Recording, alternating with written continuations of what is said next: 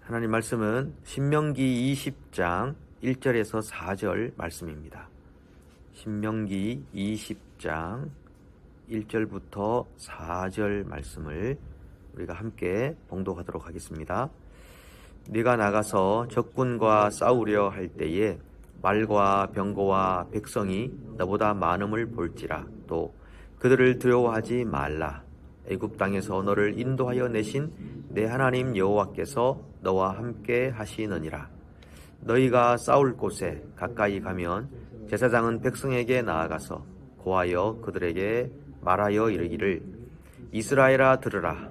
너희가 오늘 너희의 대적과 싸우려고 나아왔으니 마음에 겁내지 말며 두려워하지 말며 떨지 말며 그들로 말미암아 놀라지 말라. 너희 하나님 여호와는 너희와 함께 행하시며 너희를 위하여 너희 적군과 싸우시고 구원하실 것이라 할 것이며. 아멘. 우리 신앙은 마음에서 출발을 하지만 그 신앙의 진실한 여부는 현실의 문제 앞에 당도했을 때 판가름 납니다. 우리가 말로는 뭘 못하겠습니까? 말로는 뜨거워 보일 수도 있고 말로는 전 세계를 선교할 수도 있습니다. 말로는 내가 예수님이 될 수도 있습니다. 하지만 진짜 신앙은 현실의 벽에 부딪힐 때 나타나게 되어 있습니다. 재정이 부족할 때 내가 신앙인인가 아닌가, 피곤이 쌓일 때 내가 신앙인인가 아닌가, 두려운 일이 올 때 내가 진짜 신앙인인가, 이런 여러 가지 현실의 벽에 부딪힐 때 내 신앙이 진짜 드러나게 되어 있습니다. 일이 실패하거나 시험에 떨어지거나 취업이 안 되거나 사람들에게 인정받지 못했다고 생각했을 때 그때 내 진짜 신앙이 드러나게 되어 있습니다. 예배당 안에서는 잘 분간이 안 갑니다. 누가 더 진짜 참 신앙 안에 살아가며 하나님을 신뢰하는 백성인지 분간하기가 어렵습니다. 오늘 본문 1절을 보시면은 전쟁할 때 적군의 말을 보고 병거들을 보고 군사의 숫자가 내가 가진 군사의 숫자보다 훨씬 많다는 것을 보았을 때 어떻게 할 거냐. 그렇게 보는 순간에는 우리가 감정적으로 엄청난 두려움에 휩싸이는 건 맞습니다. 두려움이 엄습합니다. 군사력의 현실 앞에서 두려운 거죠. 전쟁할 때 우리가 의지할 만한 것들은 병사의 수, 무기의 수, 무기의 기능적 우월성, 이런 것들을 우리가 의지할 수 있습니다. 요즘으로 하면은 핵무기가 있냐 없냐, 이거 하나만 해도 군사력에서는 상대할 수가 없는 그런 조건이 될 겁니다. 이런 것들이 다 확연한 삶의 현실이라고 할 수 있습니다. 이런 현실을 마주할 때 소위 우리가 패닉에 빠진다 그러지 않습니까? 공황 상태에 빠지면서 무엇을 해야 될지 어떻게 해야 될지 모르는 그런 상태에 빠지게 되는 겁니다. 그래서 이런 현실, 예를 들면 학생들은 높은 입시의 벽을 딱 마주했을 때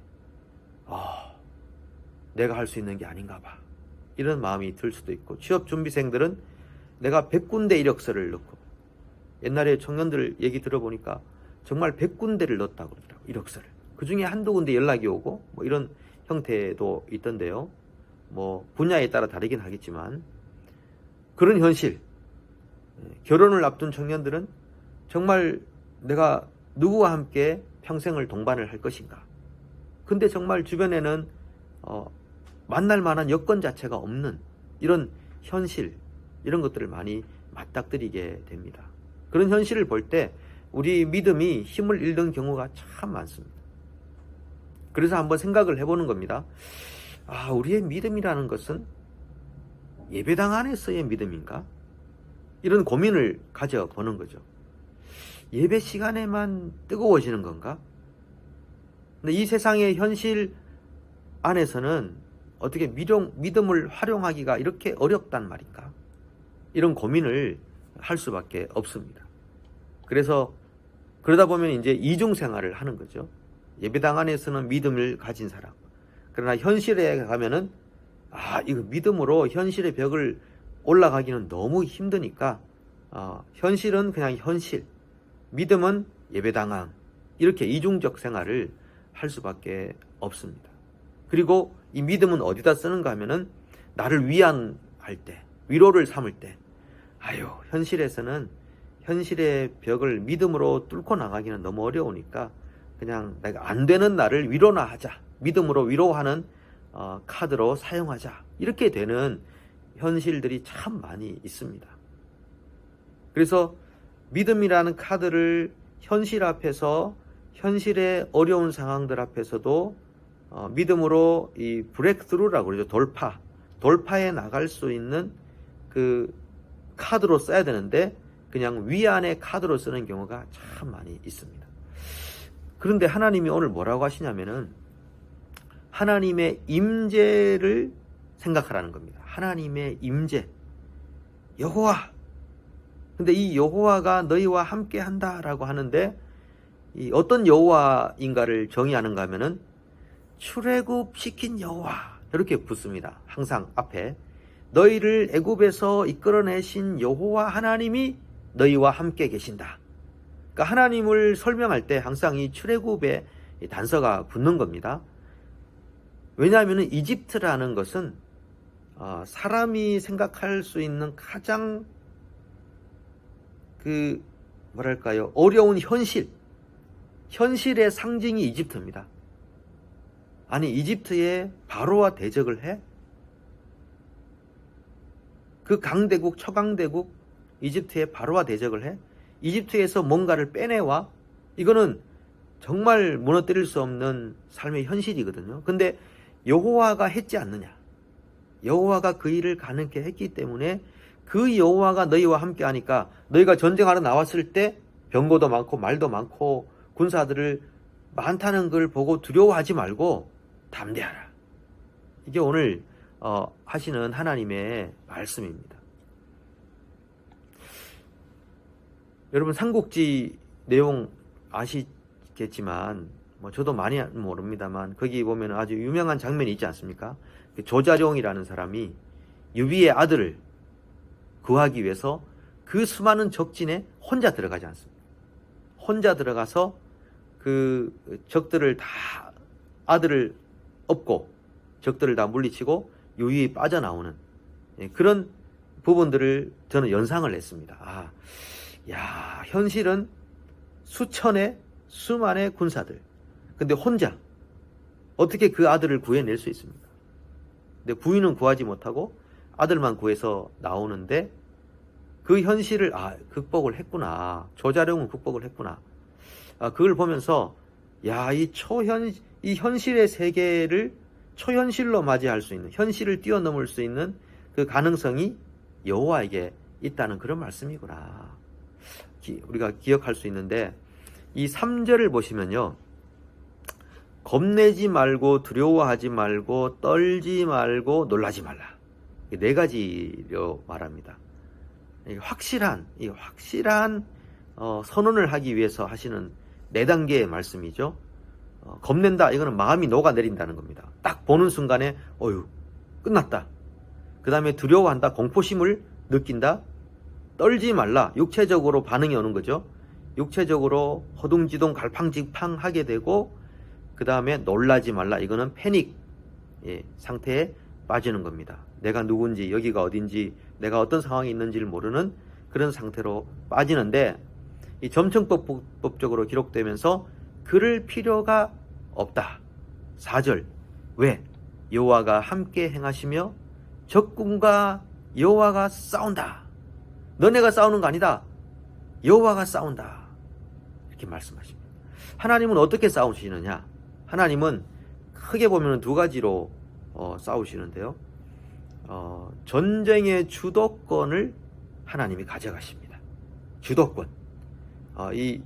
기싸움도 그렇고 전쟁하는 것도 그렇고 장기도 그렇고 다 이 주도권을 가지고 나가야 되는 거거든요.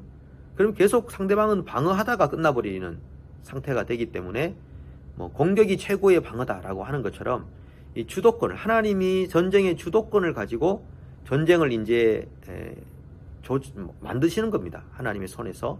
두 번째는 심리적인 전세를 역전시키는 겁니다. 하나님이 너희와 함께한다, 전쟁에서 함께한다라고 할 때 심리적으로 이스라엘 백성들에게 담대함을 주시고 그리고 적군들에게 공포심을 심어주는 겁니다. 예, 이런 형태로 하나님이 적군과 싸우시겠다라고 말씀하십니다. 그 마지막이 뭐냐? 그 마지막은 구원입니다. 적군과 싸우시리니 너희를 구원할 것이라. 그러면 이 20장 1절에서 4절의 이 말씀을 보면은 이 전쟁의 승패는 4절 끝에서 벌써 결정이 되어 있습니다. 전쟁의 승패는 이미 하나님이 다 이스라엘 승으로 딱 결정해놓고 그 다음에 지금 뭐 앞에 1절, 2절, 3절을 쭉 말씀하시는 겁니다. 왜 승이냐라고 하는 그 풀이를 1절, 2절, 3절에서 하시면서 이미 승리한 전쟁에 너희는 참여하는 거니까 걱정하지 말고 가서 싸워라. 이 사기를 충천시켜주는 그런 하나님의 말씀이거든요. 그러니까 우리가 인생을 살다 보면은 현실이 굉장히 높다라는 것을 많이 경험합니다. 그래서 좌절하기 쉽고 뒤로 물러가기 쉬운데 절대 좌절하지 마라. 낙심하지 마라. 그리고 하나님을 의지해라. 아니 그 일이 꼭 필요하면은 하나님이 너에게 주시지 않겠느냐. 필요 없다면은 너희가 현실의 벽이 높다고 생각하는 그 자리에서 하나님이 이것이 필요 없다면 그걸로 끝나게 만드실 거다. 그러나 이것을 돌파해 나가야 되고 넘어가야 된다라면은 하나님이 왜 그것을 불가능하게 내두겠느냐. 하나님을 의지하고 믿음으로 한번 나가봐라. 그러면 하나님이 필요하면 주실 것이고 필요 없으면 말 것이다. 하나님 그렇게 우리에게 말씀하시는 겁니다. 아니 우리가 어떻게 크리스찬이라고 해서 모든 걸 다 가능하게 만들 수가 있겠습니까? 안 되는 거 없다, 다 된다, 그런 말씀을 하시는 게 아니지 않겠습니까? 그러니까 하나님을 의지하고 신뢰하면 하나님의 뜻 안에서 놀라운 기적들이 일어날 수 있다는 것을 우리에게 말씀하십니다. 저는 찬양 중에서 이 찬양의 가사를 굉장히 좋아하는데 어떤 거냐 하면은 그 나는 믿네라는 찬양이 있습니다. 나는 믿네. 거기 보면은 내 앞에 시련이 어렵고 힘겨워도 내 주님보다 크지 않네. 그러니까 크기로 보면은 주께서 더 크다는 거죠. 이 현실의 문제보다 더 큰데 그 뒤에 가사가 기가 막힙니다. 내 앞의 바다가 갈라지지 않으면은 나로 그 바다 위를 걷게 할 거다. 그러니까 바다라고 하는 이 현실을 우리가 보면서 야 이거 빠져 죽었네 이렇게 생각을 하는데 왜 하나님을 의지하지 못하냐. 의지해라. 그러면은 하나님이 그 바다를 갈라주실 거다. 갈라주시면 걸어갈 수 있잖아요. 육지처럼. 그런데 갈라주지 않는다면은 너로 하여금 그 바다 위를 걷게 하실 거다. 이거 가사를 누가 썼는지 모르겠지만 참 기가 막힌 가사 아니겠습니까? 베드로도 바다 위를 걸었지 않습니까? 그러니까 출애굽한 백성들은 바다를 갈라서 지나가게 하셨고 베드로는 바다 위를 걷게 하셨고 그러니까 하나님에게 불가능한 것이 뭐가 있느냐. 그러니까 막 풍랑이 일고 파도가 치는 그 바다와 같은 현실을 보면서 출애굽시킨 여호와를 의지해라. 그러면은 바다를 갈라주든지 걷게 하든지 하실 거니까. 풍랑이 잠잠하게 하나님이 하실 수 있으시니까 하나님을 신뢰하고 믿음의 카드를 위로 삼는 데만 쓰지 말고 그 현실을 극복하는 데 한번 써보라는 겁니다. 그렇게 쓸 때 우리가 상상하지 않았던 못했던 놀라운 일들이 우리 인생 안에도 펼쳐질 것을 믿습니다. 그 믿음으로 오늘 하루를 승리하시기를 축복합니다. 우리가 함께 하나님께 나가서 우리 기도하도록 하겠습니다. 기도할 때 우리 계속 환우들을 위해서 많이 기도해 주십시오. 우리 송순진 권사님, 또 송두천 집사님, 또 조필려 권사님, 정영자 권사님, 또 우리 최인호 장로님 또 눈도 그러시고요. 등등 우리 어르신들 중에서 또 몸이 좀 불편하신 분들이 꽤나 많이 있습니다. 명단에 들어가지는 않아도 또 기도해야 되는 제목들이 참 많이 있습니다. 기도해 주시고 우리 청소년부 수련회에서 기도해 주시고 우리 영유아부터 시니어까지 믿음 안에서 잘 살아갈 수 있도록 기도 부탁드리겠습니다. 함께 기도하시겠습니다.